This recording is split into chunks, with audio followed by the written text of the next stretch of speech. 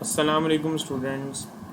बेटा आज इस वीडियो के ज़रिए हम इंशाल्लाह chapter number 1 first year chemistry stoichiometry के इम्पॉर्टेंट एमसीक्यूज़ डिस्कस करेंगे। ये एमसीक्यूज़ सिर्फ आपके इंटरमीडिएट एग्ज़ाम एफएससी और एचएससी के लिए ही नहीं बल्कि ईकैट एमकैट के लिए भी इम्पॉर्टेंट होंगे।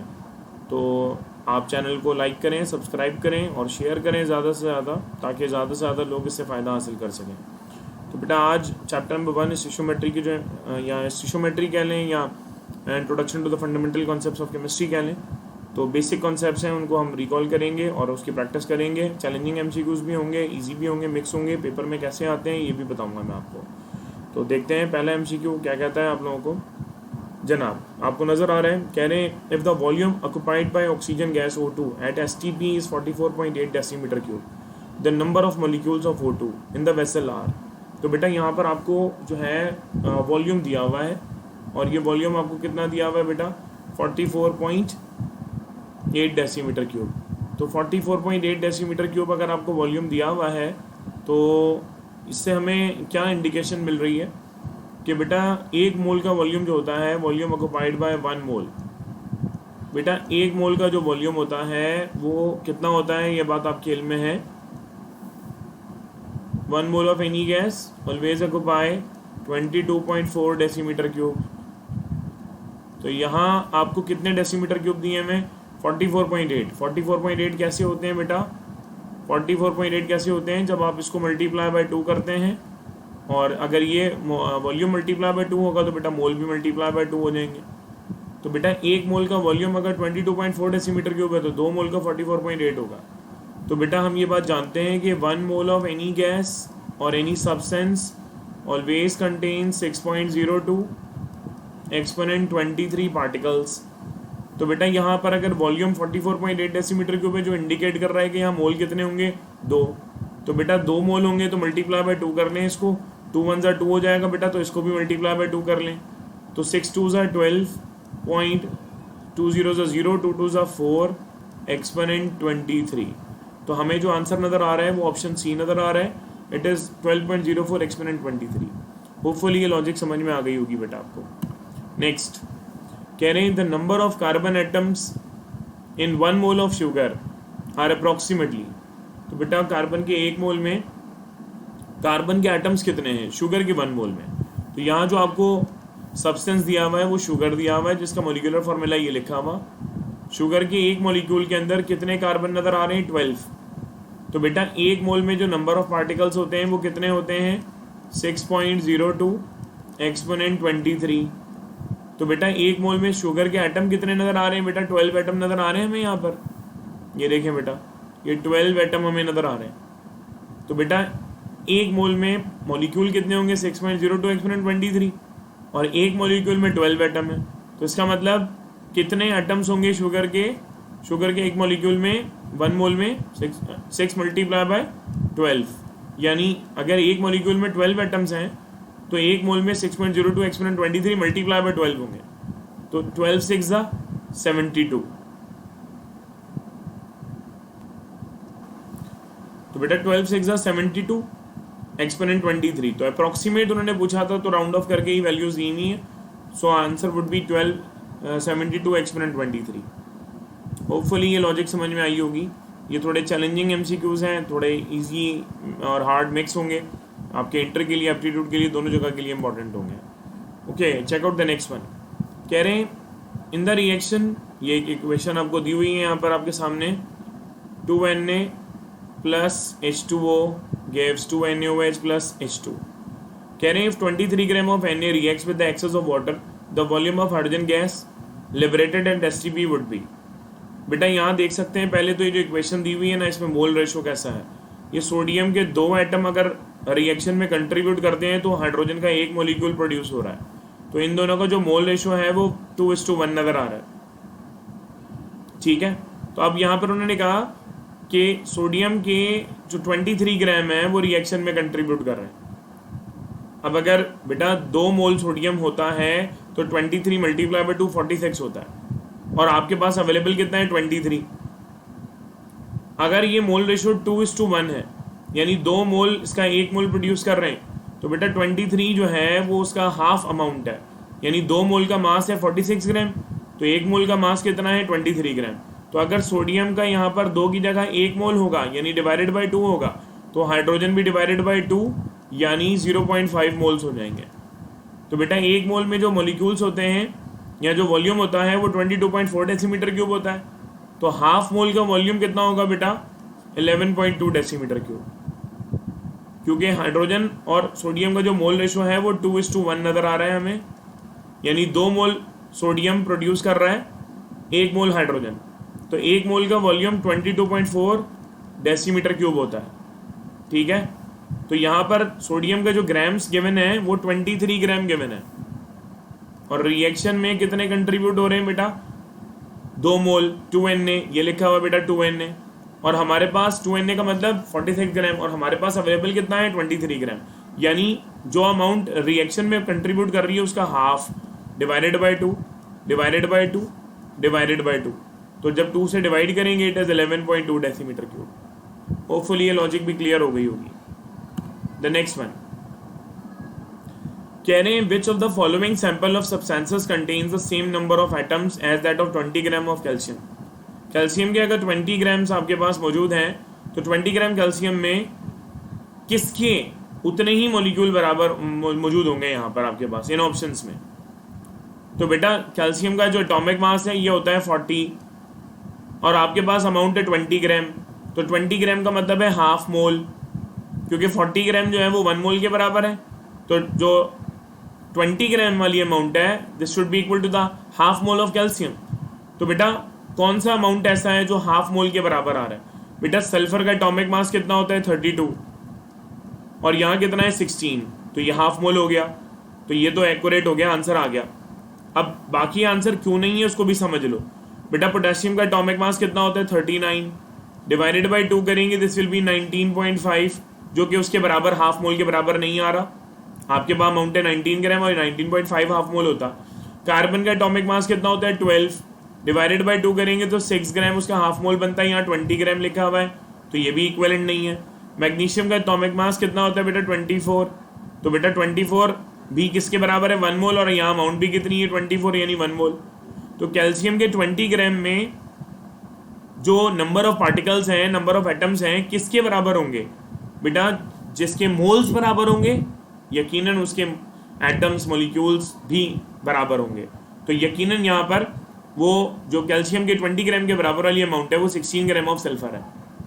तो जो आंसर नहीं है उसके पीछे लॉजिक होनी चाहिए, क्यों नहीं है आपको पता होना चाहिए, और जो है वो क्यों है ये भी पता लगना चाहिए। Okay, watch out the next one. कह रहे हैं which of the following statement is incorrect, कि कौन सी स्टेटमेंट इनकरेक्ट है।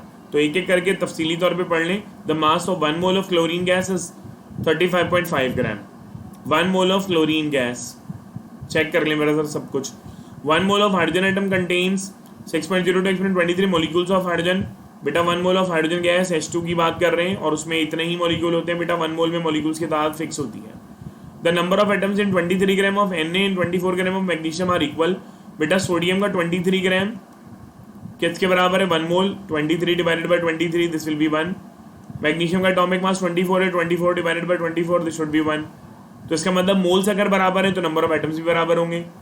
1 mole of oxygen gas at STP must occupy 22.4 decimetre cube. हम जानते हैं at STP every gas 1 mole of every gas should occupy 22.4 decimetre cube. अब यहाँ पर जो ऊपर आंसर था ना वो पहला वाला ही था, मैंने फौरन आंसर मार नहीं किया, मैंने कहा पहले जरा सारे डिस्कस कर लें।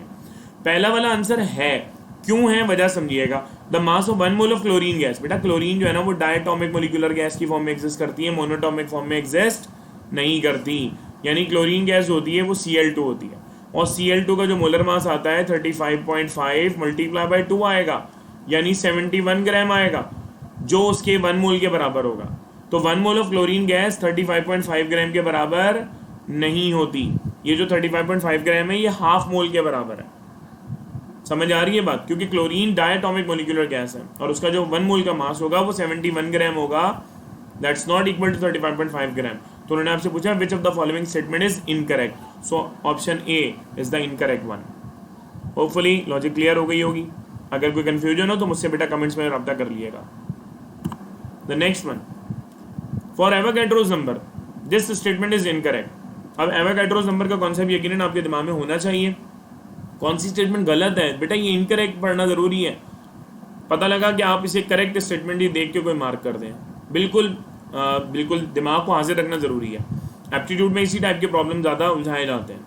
कहने it is the number of particles in 1 mole of any substance. यकीनन 1 मोल में पार्टिकल्स की तादाद एवोगैड्रोस नंबर के बराबर ही होती है।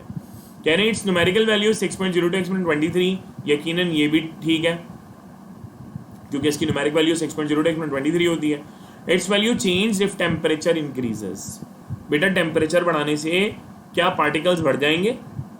नहीं, ऐसा मुमकिन नहीं है। एटम, साइंस, मॉलिक्यूल्स जो तादाद है तादाद उतनी रहेगी, सिर्फ वॉल्यूम एक्सपेंड हो सकता है, वॉल्यूम चेंज हो सकता है, मगर नंबर ऑफ पार्टिकल्स चेंज नहीं हो सकते, वैल्यू चेंज नहीं हो सकती।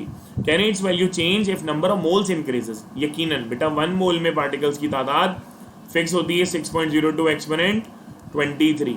अगर मैं मोल्स बढ़ाऊंगा, इसको मल्टीप्लाई या डिवाइड करूंगा किसी भी नंबर से, तो यकीनन दूसरे वाला फैक्टर भी उसी रेशो में, उसी प्रोपोर्शन में चेंज होगा। So option C is the incorrect one. So the correct answer of this MCQ will be option C. Temperature के बढ़ाने या कम करने से पार्टिकल्स की तादाद में कोई फर्क नहीं आता। ठीक है, okay, check out the next one. The minimum number of moles are present in. बेटा किसके मोल सबसे कम है?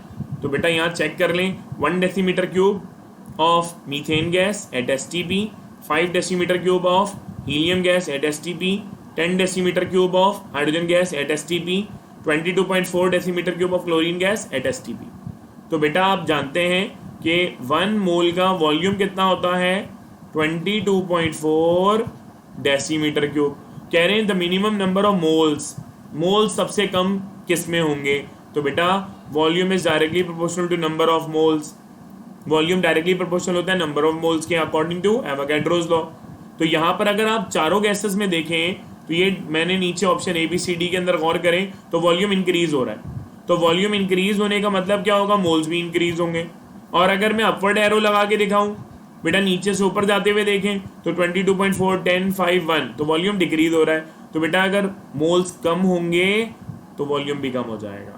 तो उन्होंने कहा the minimum number of moles are present in. तो जिसका वॉल्यूम मिनिमम है उसके मोल्स भी मिनिमम होंगे, जिसका वॉल्यूम मिनिमम है उसके मोल्स भी मिनिमम होंगे। So correct answer would be option number A. Hopefully बात क्लियर हो गई होगी, इजी बात है according to Avogadro's law. Okay, the next one. Number of atoms in 60 gram of carbon are. 60 gram of carbon में कितने atoms मौजूद होंगे? तो बेटा कार्बन का एटॉमिक मास कितना होता है? 12। 60 डिवाइडेड बाय 12 कर लेंगे, दिस वुड बी 12 5 60, 5 मोल्स आ गए। बेटा नंबर ऑफ एटम्स, बेटा 1 मोल में एटम्स कितने होते हैं? 6.02 एक्सपोनेंट 23। तो यकीनन अगर मैं बात करूं 5 मोल्स की तो मैं दोनों साइड को मल्टीप्लाई किससे कर दूंगा? 5 से। तो 5 6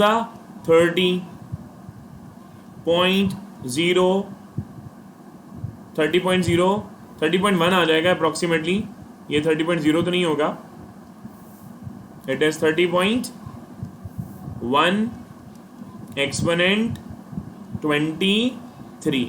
अब यहाँ पर ऐसा कोई ऑप्शन नजर नहीं आ रहा। पहली बात तो ये देख लें 30 वाला तो कोई ऑप्शन है ही नहीं। तो बेटा 3.0 वाला ऑप्शन नजर आ रहा है। 3.01 वाले कितने ऑप्शन नजर आ रहे हैं? 2। अब इनमें से एक गलत है, एक सही है। ये देखिए बेटा, मैं पॉइंट को 1 डिजिट पीछे करूंगा, ये 3.01 हो जाएगा। अब मैं पॉइंट को 1 डिजिट पीछे गया तो 10 की पावर 1 बढ़ा दूंगा, it becomes 10 to the power 24। तो ये जो 3.01 एक्सपोनेंट 23 वाला है ये गलत आंसर है, जबकि ये option B is the right one. 3.01 exponent 24। वैसे तो कैलकुलेटर अगर आपके पास अलाउ है तो आपने सिर्फ सिंपल 5 से मल्टीप्लाई करिएगा, साइंटिफिक कैलकुलेटर खुद ठीक आंसर देगा, आपकी कोई टेंशन ही नहीं है इस बारे में। ठीक है, मगर एप्टीट्यूड में स्मार्टली आपको चेक करना होगा मैनुअली, उसमें कैलकुलेटर अगर अलाउ नहीं है तो आप खुद से कैसे करोगे इसको भी मैंने समझा दिया। अल्लाह जरूर आसानी करेंगे। The next one, maximum number of molecules present in the following sample of gases. तो बेटा यहाँ उन्होंने कहा मैक्सिमम नंबर ऑफ मॉलिक्यूल्स। तो बेटा नंबर ऑफ मॉलिक्यूल भी डिपेंड करते हैं नंबर ऑफ मोल्स पे। 1 मोल में मॉलिक्यूल कितने होते हैं? 6.02 एक्सपोनेंट 23। अगर मोल्स बढ़ेंगे तो मॉलिक्यूल्स भी बढ़ेंगे, मोल्स अगर कम होंगे तो बेटा मॉलिक्यूल्स भी कम होंगे। तो आपके पास सबके मासेस दिए हुए, आप क्या कर लें, सबके molar masses calculate, molar masses से डिवाइड कर लें और मोल्स कैलकुलेट कर लें। तो कैलकुलेटर से आप क्या करेंगे बेटा, जल्दी जल्दी मैं ऐसे मैनुअली आपके सामने फॉर्मेट बना रहा हूँ। 100 डिवाइडेड बाय ऑक्सीजन 32, और दूसरा क्या है 100 डिवाइडेड बाय 16, तीसरा क्या है 100 डिवाइडेड बाय 44, फिर चौथा क्या है 100 डिवाइडेड बाय क्लोरीन यानी 71। अब ऊपर वाली न्यूमिनेटर की वैल्यू अगर सारी सेम है तो सबसे ज्यादा मॉलिक्यूल किसके होंगे, सबसे ज्यादा मोल्स किसके होंगे बेटा, जिसका डिनोमिनेटर सबसे छोटा होगा। तो सबसे छोटा डिनोमिनेटर किसमें नजर आ रहा है 100/16, नीचे वालों से इन्वर्स होगा ना बेटा, तो नीचे वाली वैल्यू छोटी है तो आंसर कैसा आएगा, बड़ा आएगा। तो सबसे बड़ा यानी सबसे ज्यादा मोल्स किसमें आ रहे हैं, ऑप्शन बी में। तो ऑप्शन बी के अगर मोल्स ज्यादा हैं तो यकीनन उसके मॉलिक्यूल्स भी सबसे ज्यादा होंगे। तो करेक्ट आंसर तो आ गया ये वाला। अब ये मैंने जो स्टाइल समझाया ये एप्टीट्यूड स्टाइल समझा दिया आपको, स्मार्ट ट्रिक सिखा दी कि आप इसके तरीके से स्मार्टली कैसे करेक्ट आंसर को डिटरमाइन कर सकते हैं। तो जनाब अगर आपके पास कैलकुलेटर अलाउ है, आप इंटरमीडिएट के बोर्ड एग्जाम के लिए प्रिपेयर कर रहे हैं, तो आपने क्या करना है, जल्दी जल्दी कैलकुलेटर से, मैनुअली भी नहीं है, लिखने की भी जरूरत नहीं है। 100 divided by 32, 100 divided by 16, 100 divided by 44, 100 divided by 71 कर लेना है। तो जो वैल्यूज आपके पास आ रही हैं वो पेंसिल से अपने सामने यहाँ नोट कर लें, पेंसिल से वो वैल्यूज नोट कर लें जिसकी वैल्यू यानी मोल्स हमने कैलकुलेट किए ना बेटा, मास अपॉन मोलर मास। तो जिसके मोल्स कम होंगे उसके मॉलिक्यूल कम होंगे, जिसके मोल्स ज्यादा होंगे उसके मॉलिक्यूल्स भी ज्यादा होंगे। तो सबसे ज्यादा मॉलिक्यूल किस में अवेलेबल होंगे, सबसे ज्यादा मॉलिक्यूल किस में अवेलेबल होंगे, ऑप्शन बी यानी मीथेन में, क्योंकि ऊपर वाला जो न्यूमिनेटर है वो सब में सेम है, डिनोमिनेटर की वैल्यू सबसे छोटी है। कैलकुलेटर से निकाल लेंगे तो आपको और आसानी हो जाएगी। Okay, the next one, generally actual yield is dash than. तो जनाब एक्चुअल यील्ड वो होती है जिसे एक्चुअल यील्ड भी कहते हैं और प्रैक्टिकल यील्ड भी कहते हैं। प्रैक्टिकल यील्ड का मतलब जो आपको एक्सपेरिमेंट के नतीजे में हासिल हो, जो अमाउंट आपको एक्सपेरिमेंट के नतीजे में रियलिटी में हासिल हो, वो एक्चुअल यील्ड कहलाएगी। तो बेटा थ्योरेटिकल यील्ड वो होती है जो बैलेंस इक्वेशन से आप निकालते हैं। बैलेंस इक्वेशन से जो आप अमाउंट कैलकुलेट करते हैं बेटा, हमेशा वो आइडियल कंडीशन में आती है, उसके अंदर कोई साइड रिएक्शन कंसिडर नहीं हो रहे होते, उसमें कोई रिवर्सिबल रिएक्शन कंसिडर नहीं हो रहे होते। तो लिहाजा थ्योरेटिकल यील्ड हमेशा मैक्सिमम आती है और प्रैक्टिकल यील्ड हमेशा उससे कम आएगी। तो correct answer would be less than that of theoretical yield. समझ आ रही है बात? तो practical yield is always less than that of theoretical yield. You have to remember this statement. कभी भी ज्यादा नहीं आएगी प्रैक्टिकल यील्ड थ्योरेटिकल यील्ड से, बराबर भी नहीं आती, क्योंकि ऐसी दुनिया में कोई मशीन कोई रिएक्शन ऐसा हुआ ही नहीं जिसमें इनपुट और आउटपुट बराबर हो जाए। तो some time greater and some time less वाला तो पॉसिबिलिटी है ही नहीं कि कभी अपनी मर्जी से ज्यादा कभी अपनी मर्जी से कम बन रहा हो, तो ऐसा मुमकिन नहीं है बेटा। The next one, to measure the atomic mass of the element the standard nowadays. बेटा स्टैंडर्ड नाउअडेज क्या ऑल टाइम हमेशा क्या इस्तेमाल किया जाता है, कार्बन 12। तो बिल्कुल सिंपल एटॉमिक मास कार्बन 12 के रेफरेंस से मेजर किया जा रहा होता है। The next one, in scientific notations very big और very small numbers can be expressed in. यकीनन बड़े और छोटे नंबर्स को हम एक्सपोनेंशियल नोटेशन में एक्सप्रेस करते हैं। जैसे एवोगैड्रोस नंबर है तो 6.02 एक्सपोनेंट 23, ये बड़ी वैल्यू है, एक्सपोनेंट 23 में एक्सप्रेस की जाएगी, वरना 6.02 के बाद 21 जीरो और लगाने पड़ेंगे। या मास ऑफ इलेक्ट्रॉन की बात करें तो इट इज 9.11 एक्सपोनेंट -31 किलोग्राम। तो भाई ये बहुत छोटी वैल्यू है, तो इसे भी एक्सपोनेंशियल फिगर के अंदर एक्सप्रेस किया जाएगा। तो बहुत बड़ी और बहुत छोटी वैल्यूज को एक्सपोनेंशियल नोटेशन में लिखा जाता है। Okay, the next, the number of significant figures in 0.023 is. तो बेटा zeros locating to the right of a decimal place in a number less than 1 are non significant। तो ये zeros जो होंगे ये दोनों के दोनों नॉन सिग्निफिकेंट होंगे। तो सिग्निफिकेंट फिगर की तादाद सिर्फ कितनी आएगी, 2। रूल आपको पढ़ने हैं, रिवाइज करने हैं, ताकि आपको कंफ्यूजन हो तो आप इसे डिस्कस कर लें जनाब। The number of atoms present in 1 mole of oxygen is equal to.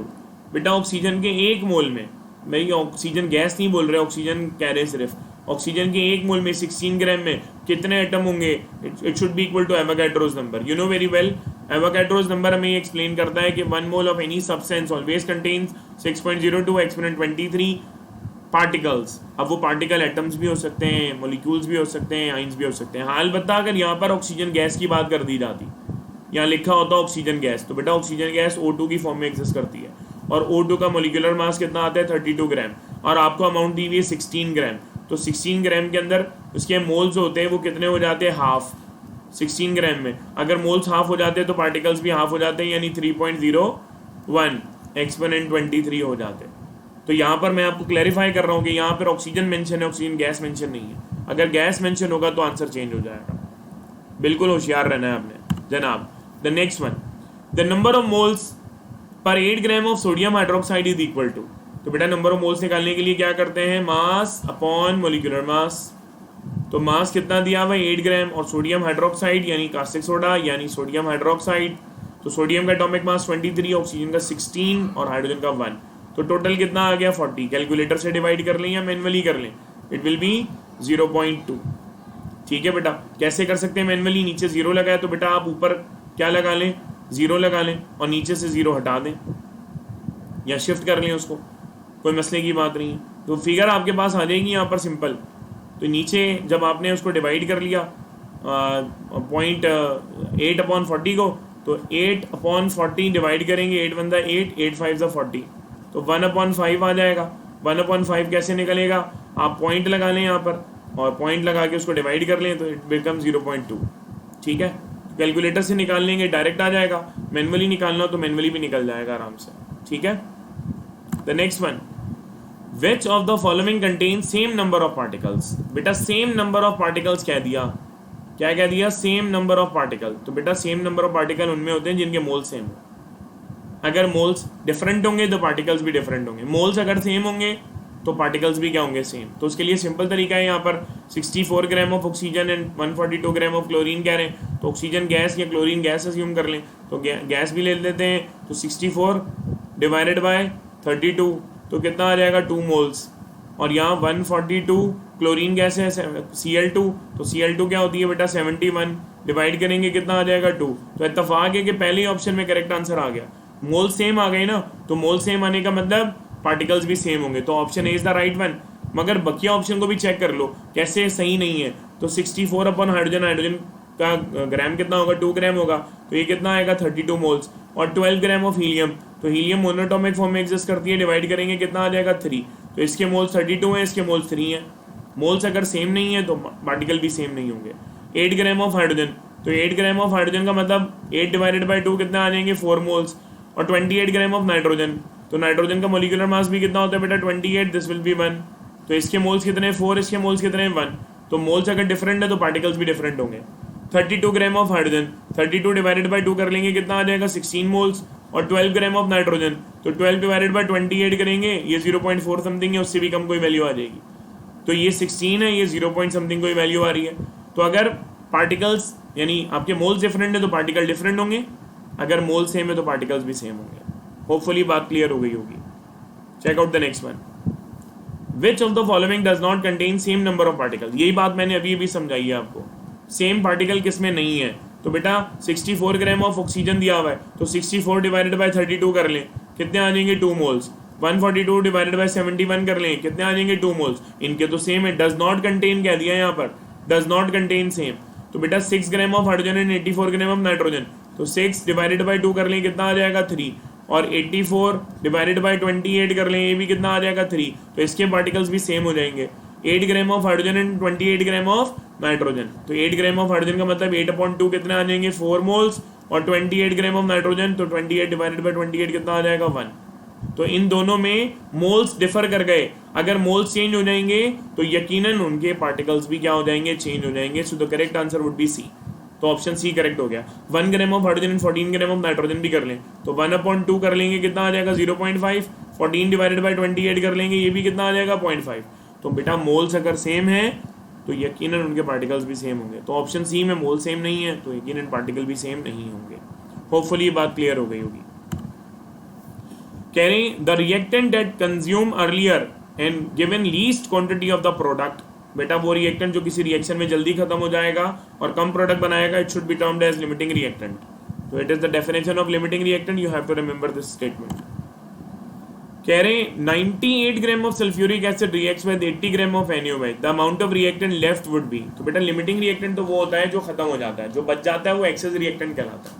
तो यहाँ पर कह रहे हैं कि अगर 98 ग्राम ऑफ सल्फ्यूरिक एसिड का ट्रीटमेंट 80 ग्राम ऑफ NaOH से कराएं तो कौन सा रिएक्टेंट कितना बाकी बचेगा। तो पहले तो आप इन दोनों की कोई इक्वेशन बना लें। तो ये इक्वेशन बनाना आसान होती है, कोई इतनी मुश्किल नहीं है। सल्फ्यूरिक एसिड एसिड है और NaOH बेस है। बेटा NaOH और एसिड और बेस में जो रिएक्शन होता है वो न्यूट्रलाइजेशन रिएक्शन कहलाता है। बेटा न्यूट्रलाइजेशन में होता क्या है, एसिड का H+ बेस के OH को न्यूट्रलाइज करके सॉल्ट एंड वाटर बनाएगा। तो एसिड में H+ कितने नजर आ रहे हैं बेटा, कितने H+ नजर आ रहे हैं, 2, और बेस में OH कितने नजर आ रहे हैं, 1। तो न्यूट्रलाइजेशन के लिए बेस के 2 मॉलिक्यूल कंट्रीब्यूट करेंगे।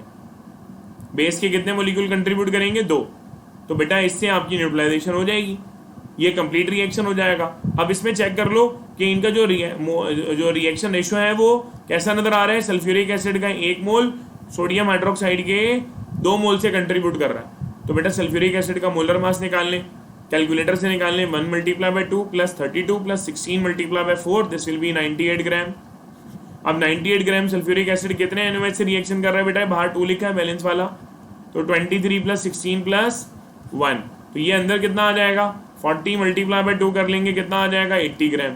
तो 98 gram sulphuric acid 80 gram of sodium hydroxide से जब रिएक्शन कर लेगा तो बेटा बचा ही कुछ नहीं, क्योंकि सल्फ्यूरिक एसिड के कितने ग्राम गिवन है, 98, और सोडियम हाइड्रोक्साइड के कितने ग्राम गिवन है, 80। तो इन दोनों की अमाउंट कैसी है, सेम। तो सेम अमाउंट का मतलब कोई भी रिएक्टेंट बाकी नहीं बचेगा। So it should be none at all, कुछ बाकी नहीं बचेगा। एक एग्जाम्पल ऐसे ही समझाने के लिए बता रहा हूँ मैं, ऐसे ही समझाने के लिए बता रहा हूँ कि मिसाल के तौर पे यहाँ NaOH का 80 ग्राम की जगह लिखा होता 90 ग्राम ऑफ NaOH। 80 की जगह क्या लिखा होता, 90। तो बेटा 98 ग्राम ने 80 ग्राम से रिएक्शन करना था, तो 90 में से 80 कंज्यूम हो जाता, 90 में से 80 कंज्यूम हो जाता तो बचता कितना, 10 ग्राम। तो होशियार रहिएगा, एप्टीट्यूड में इसी तरह के जो है ना खेल खेले जाते हैं बच्चों को परेशान करने के लिए। होपफुली ये लॉजिक क्लियर हुई होगी कि कौन कितना बाकी बचेगा।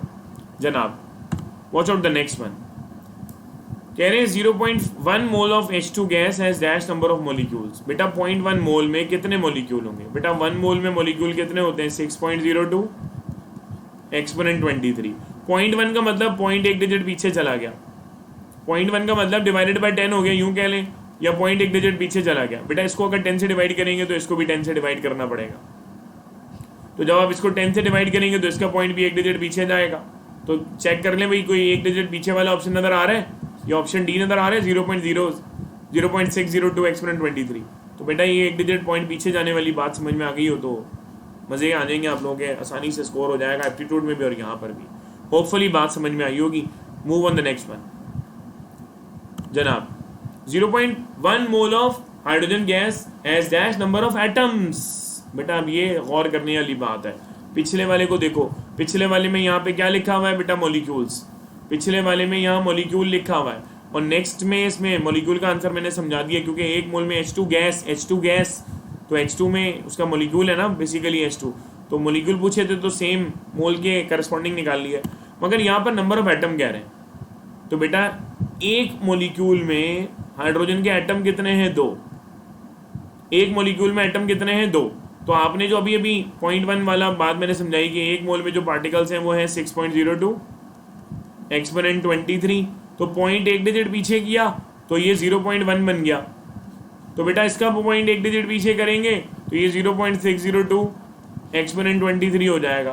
बेटा ये तो मॉलिक्यूल थे, और एक मॉलिक्यूल में कितने एटम हैं, 2। एक मॉलिक्यूल में कितने एटम है बेटा, H2 में 2। तो बेटा 0.1 में इतने एटम्स थे तो इसको मल्टीप्लाई बाय 2 कर लें, इतने मॉलिक्यूल थे, मल्टीप्लाई बाय 2 कर लेंगे तो नंबर ऑफ एटम आ जाएंगे। तो जब आप इसे 6 2 12 करेंगे तो दिस कुड बी 1.204 एक्सपोनेंट 23। ठीक है, तो ये करेक्ट आंसर आपको यहाँ नजर आ रहा है। तो एक मॉलिक्यूल में 2 एटम थे, इसलिए मल्टीप्लाई बाय 2 करने से नंबर ऑफ एटम्स आएंगे। अब मिसाल के तौर पे यहाँ H2 की जगह सेम ऐसे ही कोई सवाल जो है वो लेट सपोज मैं यूँ कह लूँ कि ग्लूकोज के लिए कह दिया जाता C6H12O6। तो बेटा 1 मोल में कितने कार्बन के एटम है, 6। तो बेटा जब 0.1 मोल की बात करेंगे तो 0.1 का मतलब 0.1 डिजिट पीछे आएगा, जो पर्पल वाला मैंने आंसर मार्क किया हुआ है। अब मैं कार्बन एटम की बात कर रहा हूँ तो कार्बन ने 1 मॉलिक्यूल में कितने होते हैं, 6, तो मैं मल्टीप्लाई बाय 6 करूंगा तो आंसर आएगा। मैं हाइड्रोजन की बात करूंगा तो मल्टीप्लाई बाय 12 करूंगा तो आंसर आएगा। मैं ऑक्सीजन की बात करूंगा तो मल्टीप्लाई बाय 6 करूंगा तो आंसर आएगा। तो बेटा ये मॉलिक्यूल यहाँ चेंज हो सकते हैं, किसी और सब्सटेंस से H2 की जगह O3 कह दें तो मल्टीप्लाई बाय 3 करने पड़ेंगे ऑक्सीजन एटम्स। तो किसी पानी के मॉलिक्यूल की बात कर दें, पानी के मॉलिक्यूल में कितने एटम होंगे, तो बेटा पानी के एक मॉलिक्यूल में 3 एटम होते हैं, 2 हाइड्रोजन का, 1 ऑक्सीजन का, तो मल्टीप्लाई बाय 3 करने से आंसर आएगा। ओके, द नेक्स्ट देखिए, how many atoms are present in 49 gram of sulphuric acid. 49 gram of sulphuric acid, sulphuric acid का मॉलिक्यूलर मास कैलकुलेटर से निकालने 1 multiply by 2 plus 32 plus 16 multiply by 4, तो ये कितना आ जाएगा 98 ग्राम। अब यहाँ कितना दिया हुआ इन्होंने 49, तो बेटा ये 49 कैसे बनता है, डिवाइडेड बाय 2 करके, 2 से डिवाइड करेंगे इट बिकम्स 49 ग्राम। तो इसका मतलब 98 ग्राम जो है ये 1 मोल है, तो 49 ग्राम किसके बराबर होगा, हाफ मोल के बराबर होगा, 0.5 मोल्स हो जाएंगे। 0.5 में बेटा 1 मोल में कितने मॉलिक्यूल होते हैं, 6.02 एक्सपोनेंट 23, तो हाफ मोल में कितने होंगे, डिवाइडेड बाय 2 कर लेंगे, तो 3.01 एक्सपोनेंट 23 हो जाएंगे। ठीक है, अब यहां पर उन्होंने कहा हाउ मेनी एटम्स, तो सल्फ्यूरिक एसिड के 1 मोल में कितने एटम नजर आ रहे हैं बेटा हमें, 2 एटम किसके हैं, हाइड्रोजन के, 1 किसका है, सल्फर का, 4 किसके हैं, ऑक्सीजन के, तो टोटल एटम कितने हो गए 7।